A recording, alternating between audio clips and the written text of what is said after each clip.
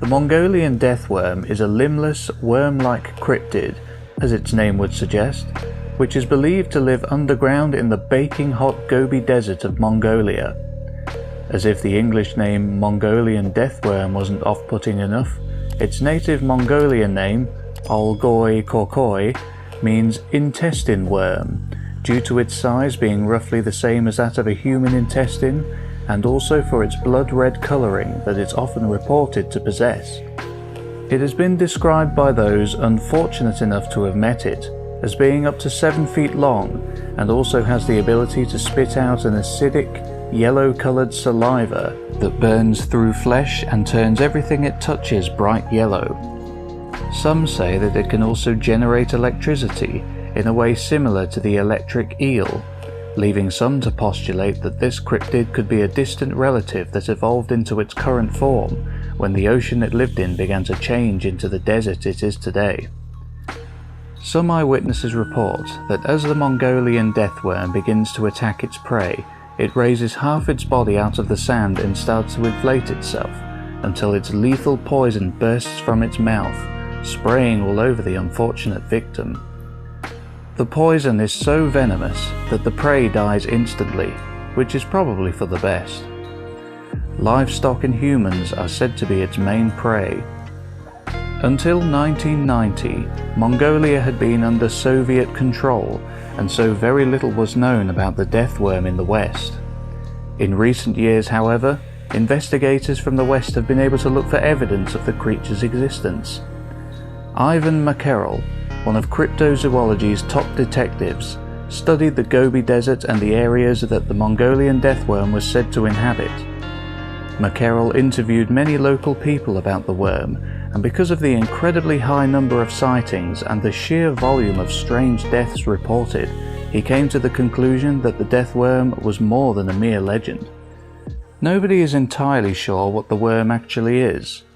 Expert cryptozoologists are certain it is not a worm per se, as the Gobi Desert is far too hot an area for annelids to survive. Some have suggested it might be similar to the skink, though without the limbs. The most probable explanation is that the Mongolian deathworm is a new species of worm lizard, a group of burrowing reptiles known to live in desert areas. Although the native Mongolian people are convinced of the deathworm's nature, it will take many more years of research before anyone can say for certain. In 2005, an expedition from the Center for Fortean Zoology crossed 1,000 miles of the Gobi Desert, attempting to locate and study the deathworm. Their search, however, proved fruitless, possibly due to this creature having such a small population in such a large area. Some would say that they were lucky not to have found it. It's certainly one of the more unpleasant cryptids thought to exist. While creatures like Bigfoot want simply to be left alone and to stay away from humans, the Mongolian deathworm actively hunts and kills us with a deadly yellow acid. Perhaps this cryptid is best left undiscovered.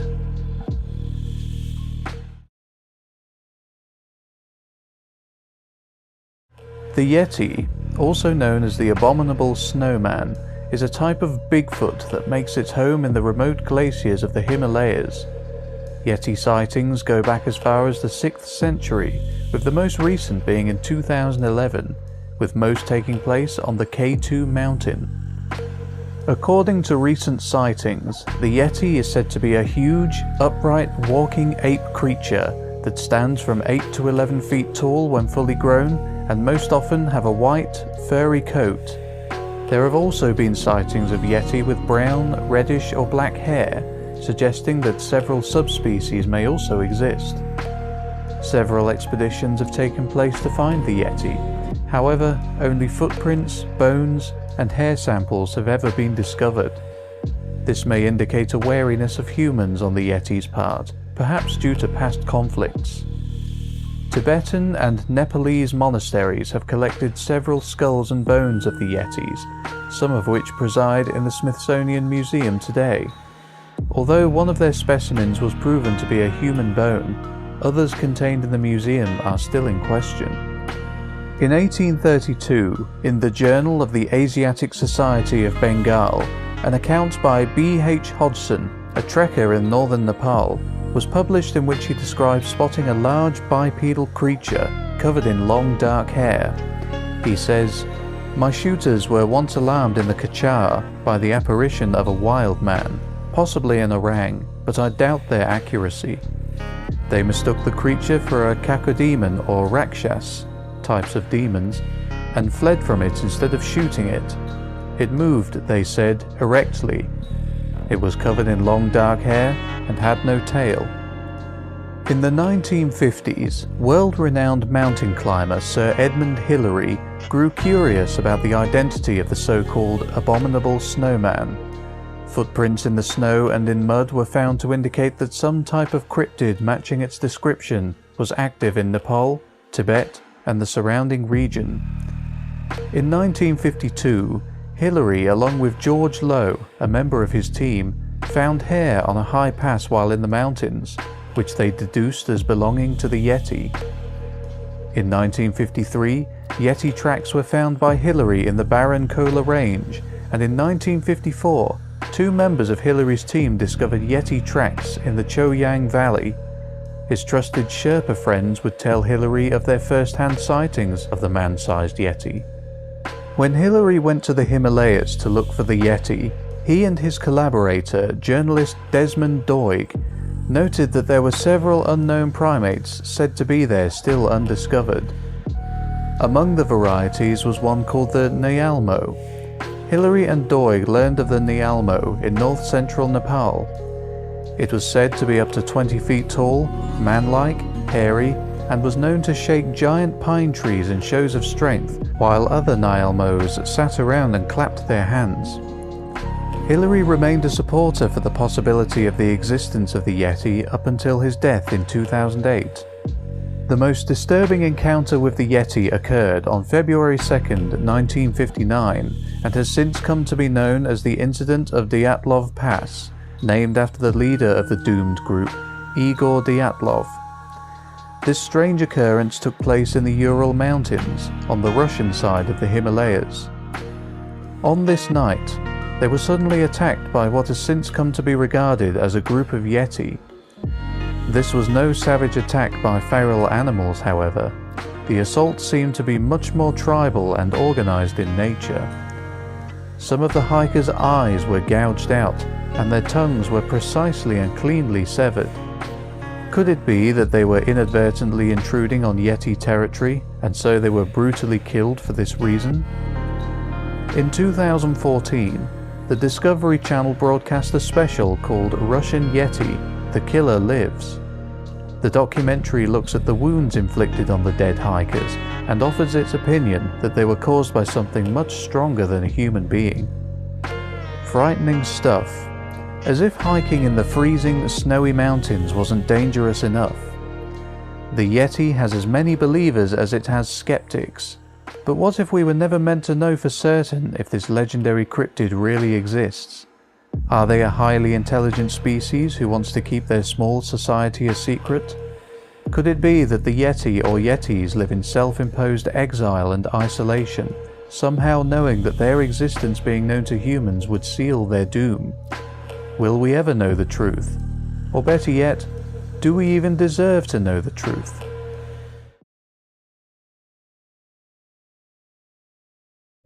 The sea serpent is a type of dragon sea monster which has been described in various mythologies, most notably Mesopotamian, Hebrew, and ancient Greek.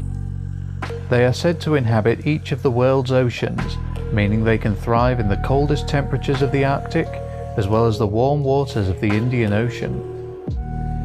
They are typically of an enormous size, with eyewitness accounts describing them as being between 20 and 100 feet long, with a serpentine body and large, sharp scales, or sometimes a smooth, rubbery skin. Some say that the sea serpent has a mane of hair or hair-like fins around its neck, or running along its back. They come in a variety of colours, including black, brown, green, grey and blue, suggesting a number of different species exist. Sightings of the sea serpent have been reported for hundreds of years and are still reported to this day. Many maps from the medieval period and the Middle Ages show images of sea serpents swimming in the ocean or attacking ships. They are said to wrap their bodies around ships in a snake-like fashion and then drag them down into the depths, sealing the fate of all on board. In general, they are said to swim in an undulating up and down motion, with a series of humps visible above the surface of the water. Recorded sea serpent sightings go back to the days of Aristotle, some of which were noted in his Historia Animalium. Within is a reference to an eyewitness account of a dead sea creature seen by the philosopher Posidonius on the coast of the northern Levant at some point between 130 and 51 BC. Aristotle said, "Here, as reported by Posidonius, was seen the fallen dragon, the corpse of which was about a plethrum in length, and so bulky that horsemen standing by it on either side could not see one another, and its jaws were large enough to admit a man on horseback, and each flake of its horny scales exceeded an oblong shield in length." Hans Egede, the national saint of Greenland, described the sea serpent in the 18th century. The record states that on July 6, 1734, his ship was sailing along the coast of Greenland when suddenly his crew saw a most terrible creature resembling nothing they saw before. The monster lifted its head so high that it seemed to be higher than the crow's nest on the main mast. The head was small and the body was short and wrinkled. The unknown creature was using giant fins which propelled it through the water. Later the sailors saw its tail as well. The monster was longer than our whole ship. On the 6th of August, 1848, the captain of the HMS Daedalus and several members of his crew saw a giant sea serpent while sailing towards St. Helena, which was reported in the Times newspaper. They saw what they described as an enormous serpent between the Cape of Good Hope and St. Helena. It was said to have been swimming with around 4 feet of its head above the water, and they estimated that there was another 60 or so feet of the creature beneath the surface. The captain also said that it passed rapidly, but so close under our lee quarter that had it been a man of my acquaintance, I should have easily recognized his features with the naked eye. Several crew members stated that it remained in view for around 20 minutes. Another officer wrote that the creature was more lizard-like than serpent. On the 14th of April 1849, a report was published in the Illustrated London News of a sighting of a sea serpent off the Portuguese coast by HMS Plumper. On April 5, 1885, the New York Times reported a sighting near San Francisco in which steamboat passengers described a huge black monster that rose 10 feet above the water, with a mouth 4 feet wide displaying rows of sharply pointed teeth. Its tail, said to be 60 feet long, was seen as it plunged back down into the depths. In 1938, 2 fishermen by the names of Ernest Watson and William Harrington witnessed a sea serpent while trawling for sole 4 miles east of South Wold, Suffolk, England. As they were returning to the harbour, they saw what they described as a huge dark grey-coloured animal with a long neck that appeared around 40 yards away from them, travelling at around 30 knots and estimated at being between 50 and 60 feet long. In October of that year, Mr. Watson told the Daily Mirror newspaper, "I have never seen anything like it in my life, and I've been nearly around the world. It kept its neck bent and showed its camel-like back which stuck out of the water so far that we could see right under it. It was dark grey in colour.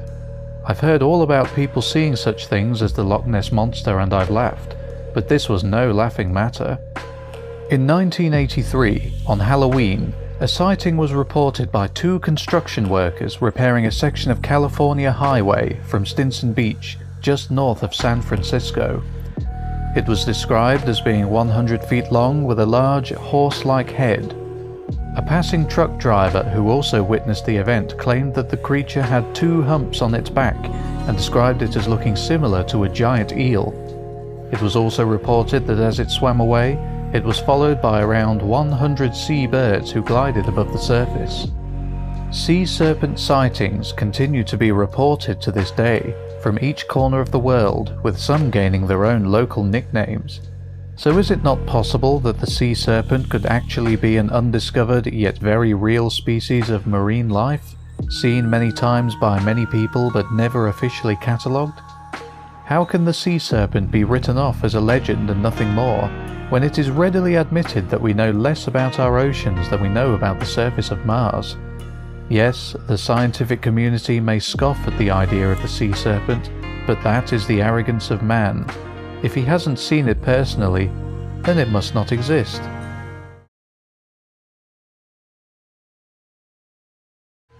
The Mothman is a cryptid that was sighted numerous times in the Point Pleasant area of West Virginia, United States, from November 15, 1966 to December 15, 1967.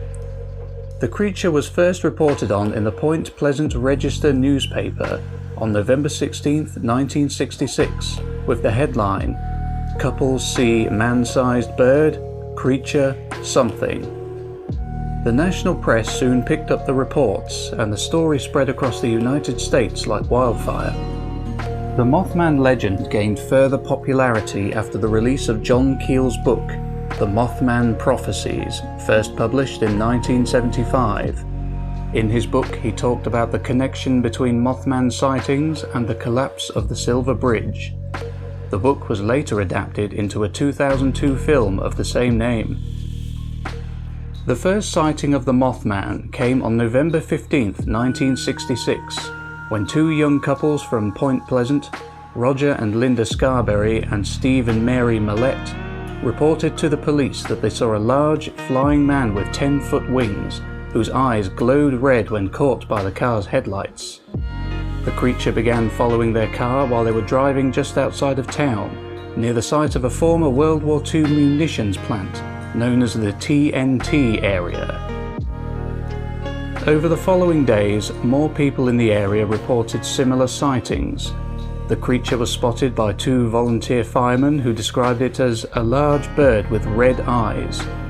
A contractor by the name of Newell Partridge reported that he saw the creature in a field near his home, and that when he aimed his flashlight in its direction, its eyes glowed like bicycle reflectors. He also believed the creature to be responsible for the disappearance of his pet dog. The Mothman has been known to appear in areas where disasters and loss of human life are soon to occur. The most notable and most extensively documented of these events is the collapse of the Silver Bridge, which connects Point Pleasant, West Virginia with Gallipolis, Ohio, on December 15, 1967, which resulted in the death of 46 people. Two of the victims were never found, and this date would be the last in which widespread Mothman sightings would occur in Point Pleasant. In 1986, in the Soviet Union, the Mothman was spotted flying over the now infamous town of Chernobyl, and a few local workers reportedly saw the creature hovering just above the eponymous nuclear plant, only days before the explosion took place. It became known locally as the Blackbird of Chernobyl. In 1999, the Mothman was sighted before the Russian apartment bombings took place. Russian ufologists have said that the Mothman was sighted in Moscow a short while before these attacks occurred. In 2001, the Mothman was seen again. Rumors began to circulate that 5 days before the attack on the World Trade Center, a large, winged creature with glowing red eyes was seen in the vicinity by several people. In 2007, a bridge on Interstate 35 in Minneapolis, Minnesota, United States collapsed, resulting in the death of 13 people and the injury of 145. Shortly after, people started to report that a strange winged creature began appearing near the bridge a month before the disaster happened, echoing the Silver Bridge incident of 1967. In 2009, the creature was seen in the town of La Junta, Chihuahua, Mexico, shortly before the deadly outbreak of swine flu. In 2016, after several years without a sighting in the United States, the Mothman returned. A photo said to be of the creature was taken by an anonymous man while driving on Route 2 in Mason County, West Virginia. So we've seen that the Mothman often appears shortly before horrific events occur, always involving a loss of human life. Could it be that the Mothman senses when a disaster is soon to occur and is attracted to these scenes of chaos like a moth to the flame? Or could the Mothman instead be a benevolent force who seeks out where deadly incidents are soon to occur, revealing itself to humans in an attempt to warn them? We don't know. What we do know, though, is that where there's disaster, the Mothman may not be too far away.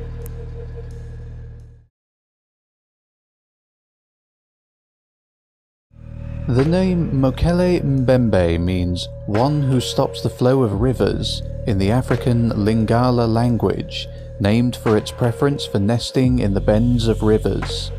It is a water-dwelling cryptid that lives deep in the Congo River basin in Central Africa. Mokele mbembe is most commonly described as a living dinosaur of the sauropod variety and being brownish-grey in colour with a smooth skin. It is said to be similar in appearance to the Apatosaurus or Diplodocus, and some reports have described a frill on the back of its neck, similar to the comb found on a male chicken. The beast is said to have a very long and flexible neck. Some say that the creature is the size of an elephant, while others have described it as larger, meaning that sightings of both adult and juvenile Mokele mbembe are possible. Among cryptozoologists, Mokele mbembe has become a significant point of focus, and many cryptozoologist-led expeditions have taken place to find the creature. It is said that while it is a herbivore, just as its prehistoric sauropod ancestors were, it also has a fiery temper and will not hesitate to charge at humans and attack them, even from long distances. This highly aggressive disposition is probably a contributing factor to its continued survival, well past the age of the dinosaurs, and for the inability of people to ever get close enough to properly document and catalogue it. It has also been reported that Mokele mbembe does not like hippopotamuses and will kill them on sight. It is also said that the beast will overturn boats that venture into its territory and kill the people through biting and also hitting them with its tail. It does not, however, eat the people. In one account, it is said that the Mokele mbembe has a single horn on its face, like that of a rhinoceros, which it would use to kill elephants during territorial disputes. The first Mokele mbembe report by a Westerner was in 1776, by a French missionary named Liévin Bonaventure Proyart. He reported that he had seen enormous tracks, over 3 feet in diameter with claw prints, belonging to some animal in the region. The creature that left these footprints, however, was not seen at the time, and Mokele mbembe was not heard from again until the early 20th century. In 1909, Lieutenant Paul Gratz, a German explorer, wrote about a creature similar to the Mokele mbembe, known as the nsanga, perhaps part of the same or similar species. The nsanga is found in the legends of the peoples living in present-day Zambia and is said to live in the Lake Bangweulu region. Lieutenant Gratz was the first to describe the animal as being a dinosaur or dinosaur-like, and since then Mokele mbembe has become widely acknowledged as being a living dinosaur. Tracks belonging to the creature have been found in more recent years and have been photographed. The tracks can be seen here and are between 1 to 3 feet in diameter and have 3 claws. The distance between the tracks is about 7 to 8 feet. Most sightings and eyewitness accounts come from natives of the Congo, who have relayed their testimony of what they've seen to missionaries and visitors from the West. In April 2000, 2 Congolese security guards came into contact with a Mokele mbembe along the Bumba River in Cameroon. They reported that the beast they saw was around 75 feet in length. In 2016, a South African crew made an independent documentary about the search for Mokele mbembe. The team, which consisted of Jordan Deal, Donovan Orr and Luke MacDonald, spent 4 weeks in the Likawala swamp region visiting several pygmy villages, collecting stories of the creature's existence. They interviewed a great number of people who believe in the creature's existence today, while others whom they spoke to said that the last of the species died around 10 years prior to the documentary being made. Interesting stuff. The idea of a living dinosaur is often scoffed at by the scientific community. They maintain that the dinosaurs died out 65 million years ago, and that modern-day birds evolved from them. But in a world where apes and humans, with the latter having evolved from the former, can coexist, is it not possible for birds and Mokele and mbembe to also share the same time period?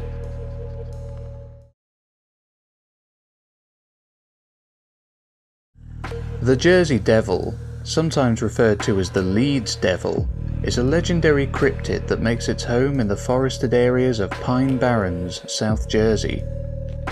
Eyewitness reports describe the Jersey Devil as a flying, bipedal creature with hooved feet and bright red eyes.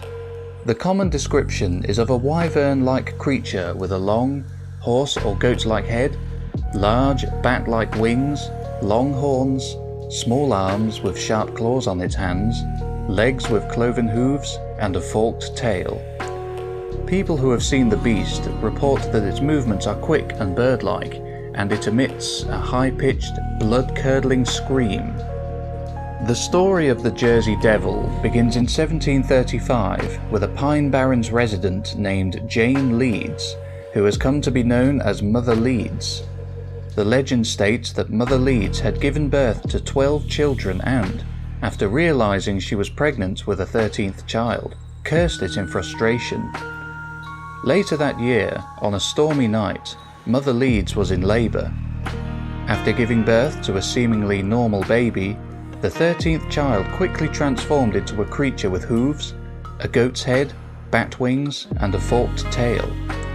Growling at everyone in the room and screaming its high-pitched scream, it lashed anyone who came near it with its tail, before leaping from its cot, flying up the chimney and heading out into the pines.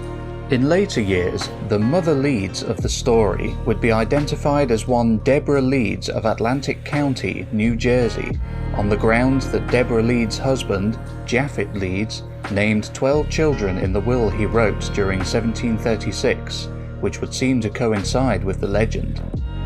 Some cryptozoologists today consider this story to be folklore rather than the true origin of the beast.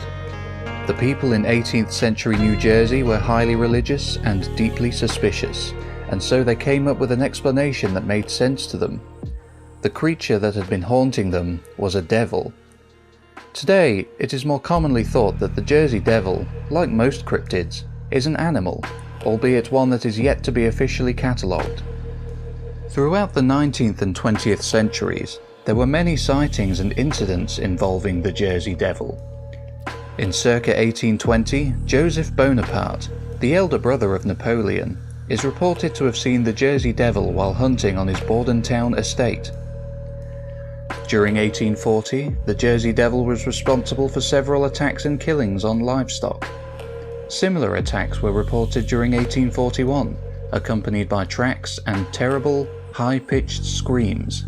In 1909, there appeared to be a spike in Jersey Devil sightings, with newspapers publishing hundreds of reported encounters from all over the state of New Jersey.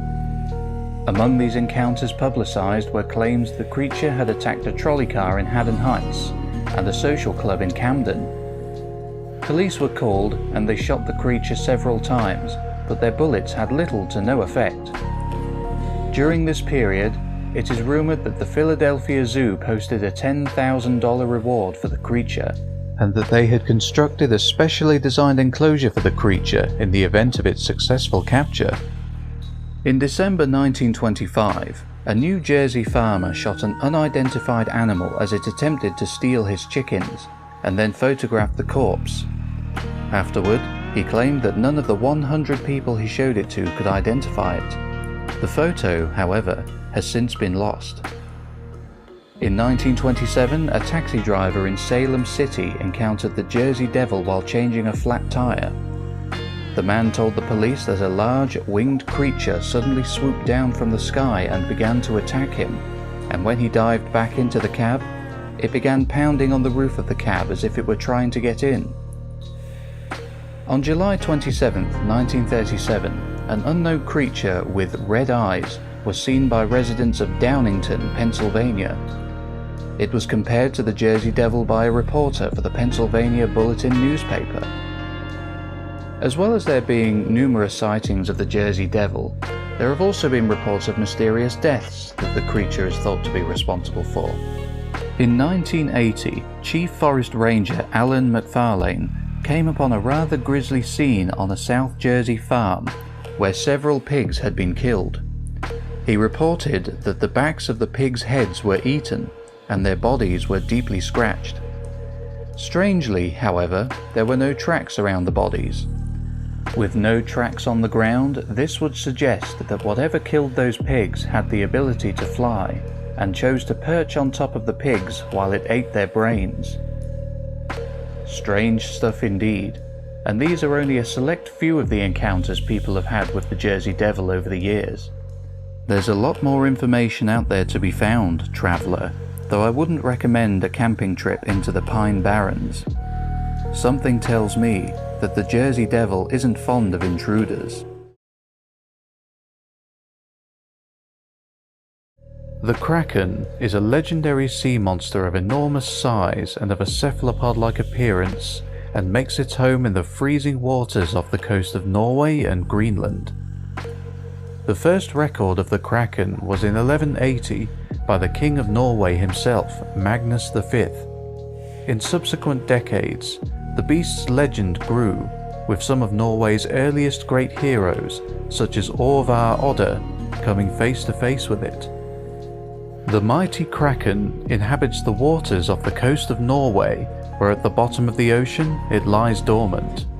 It's said that every 3 months, when he wakes to an empty stomach, he makes his way towards the ocean's surface, bringing mighty, crashing waves with him.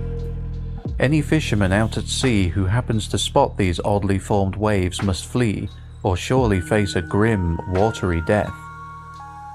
The earliest descriptions of the kraken focus on the creature's size, claiming that he is the hugest monster in the sea.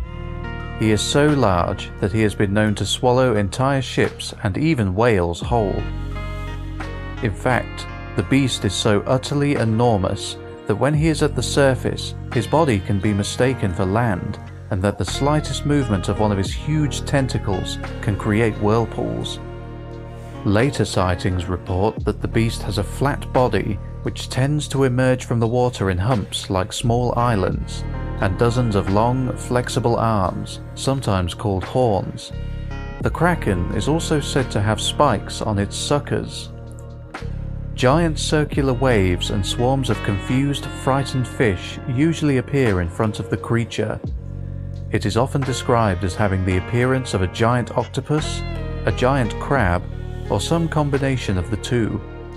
It has also been described as having the body of a fish, with dozens of spindly tentacles growing from around its neck. Perhaps one of the most intriguing things about this cryptid is the unique hunting strategy it employs. The kraken eats fish, thousands in one go, but instead of swimming around the ocean catching fish one by one, he instead makes his dinner come to him. After the kraken digests a meal, which consists of several tons of fish and takes around 3 months to digest, he spews out the waste into the water around him, which becomes muddied and turbid. While this does sound rather disgusting, it is extremely effective in drawing yet more schools of fish toward him, as they are attracted to the stench of the waste. Once there are enough fish around him, feasting on the gigantic cloud of waste, he snaps them up and can then rest again. This hunting method is so effective that ancient Nordic fishermen actually sought out the kraken, braving his wrath to get in on the bounty of fish who swarmed above him. Indeed, this was a life-threatening risk for the fishermen, but the potential rewards were too good to ignore. In the 18th century, famous Swedish naturalist Carl Linnaeus included the kraken in the first edition of his systematic natural catalogue, Systema Naturae, from 1735. There he gave the animal the scientific name Microcosmus. The kraken's reputation is so terrifying that it has been the focus of many a wary sailor passing the North Atlantic, and especially sailors from the Scandinavian countries. Naysayers maintain that reports of the kraken were in fact sightings of giant squid and are simply a case of mistaken identity. But in a world where we know more about outer space than we do about our own oceans, is it really fair to dismiss the kraken as mere legend? A tall tale passed down by salty sea dogs from generation to generation, a ghost story and nothing more? Or should we be more open to the possibility of the kraken being very real indeed, and give this colossal cryptid the respect it deserves? The chupacabra is a legendary South American cryptid and is known to inhabit the small island country of Puerto Rico. The name chupacabra, when translated into English, literally means goat sucker, which comes from the animal's vampiric traits. The chupacabra is said to attack, kill, and then drink the blood of livestock, with a particular fondness for the blood of goats. According to eyewitness reports, the chupacabra is said to be a reptile-like creature, with leathery or scaly greenish-grey skin and sharp spines or quills running from its neck to the base of its tail. It is said to be approximately 3 to 4 feet high, and can also stand and hop in a kangaroo-like fashion. Another common description of the chupacabra is that of a strange breed of hairless wild dog. This form of chupacabra has a pronounced spinal ridge, unusually large eye sockets, and has long, sharp fangs and claws. Unlike any known predator species, the chupacabra is said to drain all of its victims' blood, usually through 2 or 3 puncture wounds generally found on the prey item's throat or chest. The chupacabra has also been known to remove the organs of its prey as well. The chupacabra is a particularly elusive cryptid, as unlike Bigfoot or the Loch Ness monster, there are no known photographs of the creature. Instead, the chupacabra is known mostly through eyewitness sightings, and of course, the bloody trail of dead livestock left in its wake. Eyewitness sightings tend to be claimed in Puerto Rico, but have also been reported as far north as Maine in the United States, as far south as Chile, and there have even been sightings outside of the Americas in countries like Russia and the Philippines. In 1995, the name chupacabra was coined by Puerto Rican radio DJ Silverio Perez while commenting on the recently reported attacks on his radio show. The first reported attack, eventually attributed to the chupacabra, occurred in March 1995 in Puerto Rico. 8 sheep were discovered dead, and each with 3 puncture wounds in the chest area. All 8 sheep were completely drained of their blood. A few months later, in August, an eyewitness named Madeline Tolentino from the Puerto Rican town of Canavanas witnessed the creature. It was during this month that as many as 150 farm animals and pets were reportedly killed by the beast. Shortly after the first reported incidents in Puerto Rico, animal deaths were reported all across Central and South America, in countries such as Argentina, Bolivia, Chile, Colombia, Honduras, Panama, Peru, Brazil, and Mexico. All had the same 3 puncture wounds, and all were drained of their blood. In October and December 2018, there came many reports of suspected chupacabras in Manipur, India. Many domestic animals and poultry were killed in a suspicious manner similar to other chupacabra attacks, and several people reported that they had seen chupacabras, hinting at the fact that this unknown species of creature could also inhabit Asia as well as the Americas. The puchens of Chile, a creature that is also said to completely drain the blood of its prey, also shares many similarities with the chupacabra, but instead of being dog-like, they are described as winged snakes, and in the Philippines, another legendary cryptid called the sigbin is also described in a similar way. We've seen before how there have been chupacabra sightings in Chile as well as the Philippines. Is it possible that the chupacabra, the puchen, and the sigbin are of the same species? The chupacabra is perhaps the second most famous vampire after Dracula, and it's not difficult to see why. With a penchant for draining the blood of its victims, a preference for coming out at night, and a reputation that terrifies all who hear its name, the chupacabra is not something to be trifled with. So far it's only attacked livestock and no humans, but as we all know, there's a first time for everything.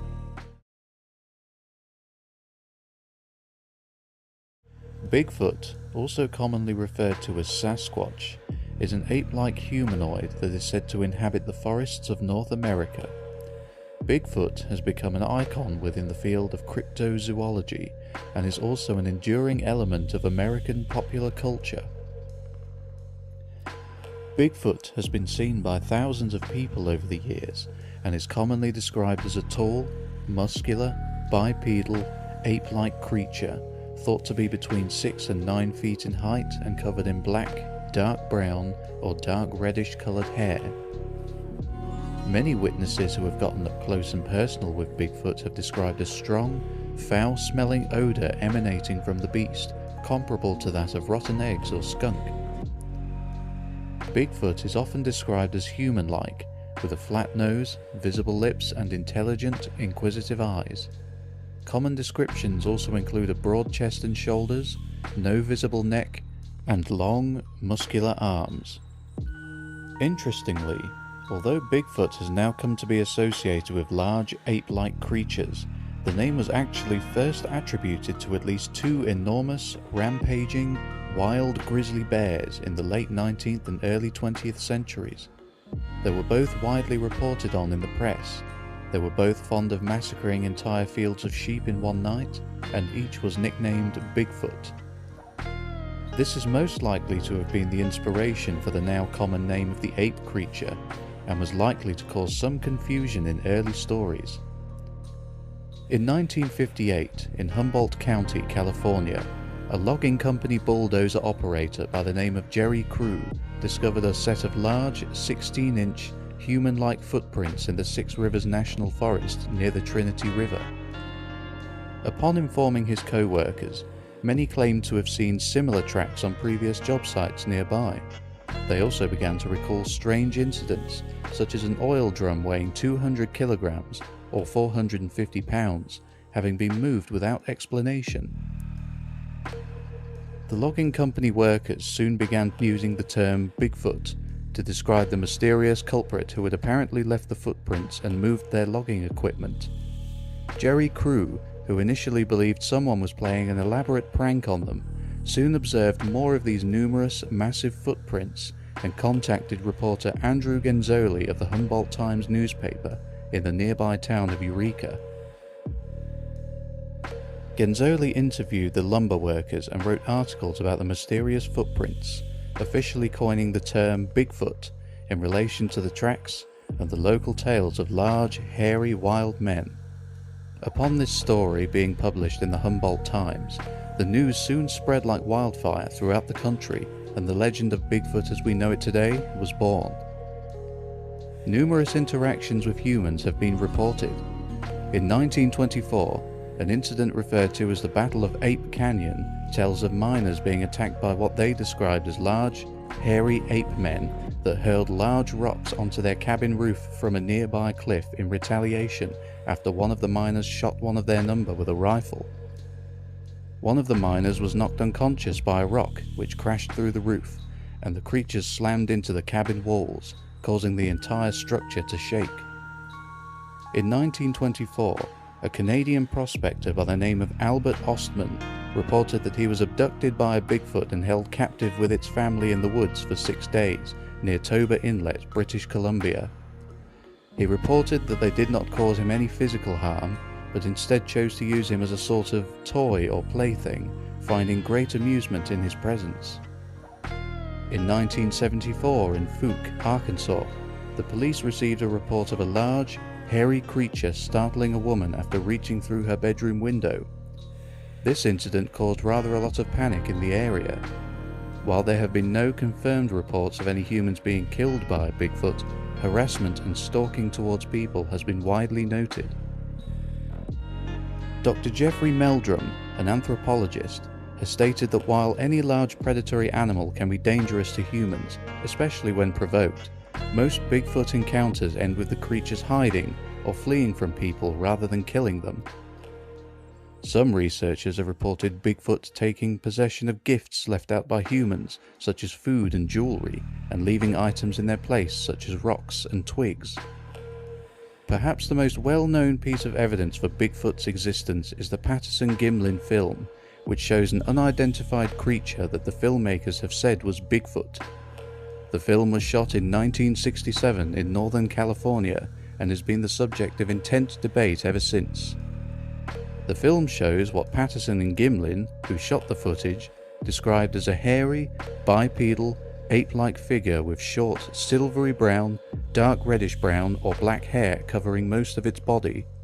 The figure in the film matches the descriptions of Bigfoot given by other witnesses. Patterson estimated he was about 25 feet away from the creature when he shot the footage, a true close encounter. While it's true that many have seen Bigfoot in the flesh, and his existence is extensively documented by experts in the field of cryptozoology, the creature still remains elusive. Bigfoot is no doubt a cunning and intelligent creature, as efforts to track him often prove fruitless. Is it because he doesn't exist, and all of the evidence we have has been fabricated and that's why we can't find him? Or is it because Bigfoot simply doesn't want to be found? One thing I can say though, is that if you have a sudden urge to go out into the North American woods to try and find Bigfoot for yourself, my advice would be to think twice, unless you want to end up as a new plaything for his children. The Loch Ness Monster, or Nessie as she is commonly referred to as, is a creature in British folklore that is said to inhabit Loch Ness, located in the Scottish Highlands in Britain. She is most commonly thought of as being a large, long-necked aquatic creature with one or more humps that protrude from her back when swimming along the surface of the water. The Loch Ness Monster is one of folklore's most enduring legends, having enjoyed mainstream prominence since the early 1930s, though sightings and stories go back as far as the year 565 AD. The earliest known report of a monster in the Loch Ness vicinity appears in the Life of Saint Columba by Adomnan, written in the 6th century AD. According to Adomnan, the Irish monk Saint Columba was staying in the land of the Picts, in present-day Scotland, when he encountered local residents burying a man by the river Ness. They explained that the man was swimming in the river when he was suddenly attacked by a water beast that mauled him and dragged him underwater. The most well-known article that first attracted a great deal of attention to the Loch Ness Monster was published on the 2nd of May 1933 in the Inverness Courier newspaper, which talked about a large beast or whale-like fish that had been sighted.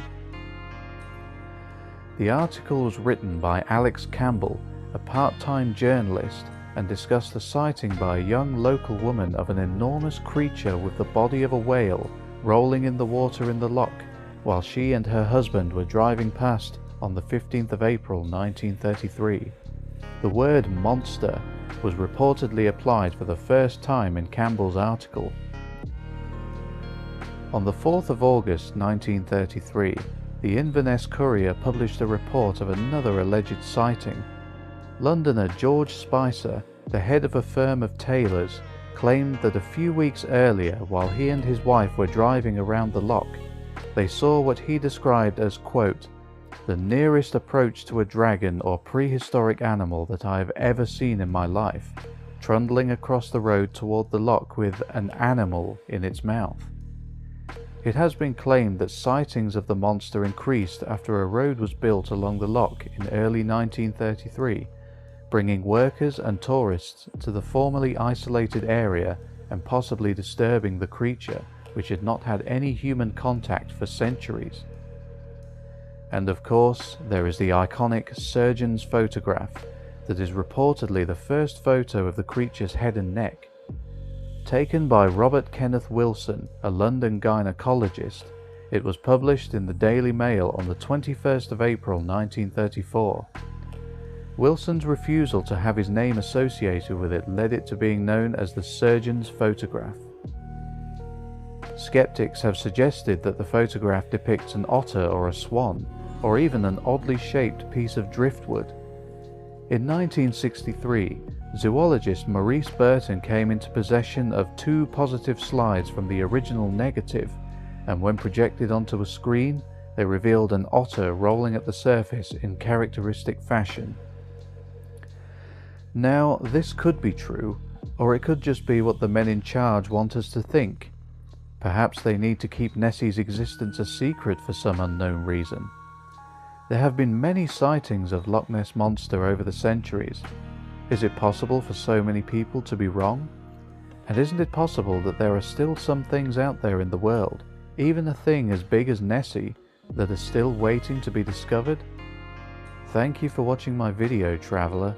I hope you have found it informative.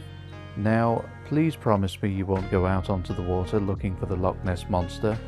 I can't promise that you'll return safe and sound.